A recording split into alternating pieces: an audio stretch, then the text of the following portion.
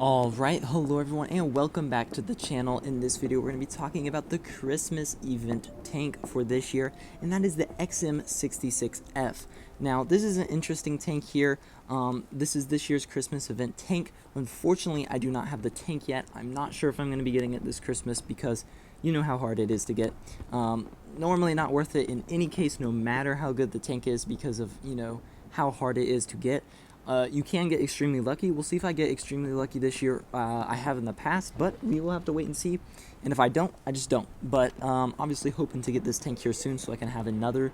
If I do get it, I'll have another review out for it with my actual, gameplay of the tank and stuff. But for now, we're just going to be talking about the tank and its statistics. So we'll just go over that for now. This won't be a long review or anything. We're just going to go over the statistics of it real quick here. So this is a Tier 10 tank destroyer. I mean, it looks pretty similar to the T110E3 here, but with a very different turret. As you can see, I mean, it's got the huge motor. It's an interesting looking tank here. I mean, you can see the turret is very well angled, how it's angled. And when you look at the armor here, I mean, 248 on the turret. I mean, it's a very strong turret. You do have some cupolas up here, just like the E3 or the E4. But I mean, hold up, I know we're going to scroll through statistics later. I just want to look at that gun depression real quick again. Where is that gun depression?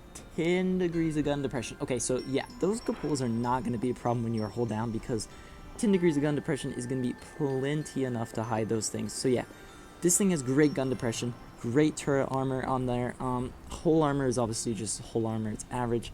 But even your sides here, look how troll those will be with that angles right there, I mean, obviously you have the huge engine behind you. I'm sure this tank is very easy to catch on fire. I mean, just look at that thing. And then very easy to HE as well. I mean, look at it. But the sides of the turret here are very, it's very round and angled, so you're going to be getting good bounces off of those. And you have the crazy gun depression, so you're obviously going to be impenetrable pretty much anytime you're hull down. So that's kind of the armor profile here. Very, very strong armor profile, especially for a tank destroyer. I mean, just absolutely amazing. So then we move into here. We have view range 250 meters. Not that important on a tank destroyer. Pretty average. Go down to gun depression, which is 3100, and this is the base tank. Obviously, there's no things running it. If you have like something like calibrated shells or gun rammer, obviously all these stats are going to be a little bit better when you actually play the tank. So keep that in mind.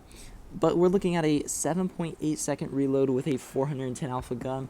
That's pretty good. That is a decent alpha, especially combined with that good armor. I mean, you have 410 alpha, so a little bit over 400. Then a 7.86 second reload base. That's very good. So you can get that down probably about 7.5 second reload. So you're gonna have good DPM here, easy. 3100, 3200 with a gun rammer. That's going to be, that's good DPM. That's strong, very good. Then you have penetration 270 millimeters on the AP, which is decent. 340 on your heat, which is, good. 65 on your HE, which is average. So, I mean, you've got good armor, good pin, good armor, good pin, good DPM. This thing kind of has everything. The one thing it doesn't have is good aim time, though. 5.0 second aim time. I mean, it is a tank destroyer, so hopefully you'll have time to aim in, but 5 second aim time is not the best. Dispersion 0.345 is okay. That's just nothing good. Obviously the gun depression on this is amazing, and looking at the top speed, 40 kilometers an hour. So it's got some decent mobility, probably a little bit faster than the E4 or E3. And then honestly, when you compare this tank, so the way I would explain this tank is basically an E4, E3 combination, almost with a 60 TB turret for the looks, and then an armor, and then it has a much lower alpha gun, high DPM gun sort of thing, kind of like a Badger gun. Not quite as high DPM by any means, but it has more mobility, it has a turret, it has good armor. I mean, it's a pretty solid all-around tank. I mean, there's nothing on here that's really lacking like crazy. That nothing like that. Unfortunately, can't really get out. I can't have any gameplay impressions of it. But this thing is looking pretty solid. So I mean, this isn't a bad tank at all for the reward for the Christmas event. Kind of interesting that they did a tank destroyer this year. That is new. They hardly ever do tank destroyers for the stuff like this, so that's quite interesting. You know, it's normally a medium or heavy tank, but this tank is looking solid.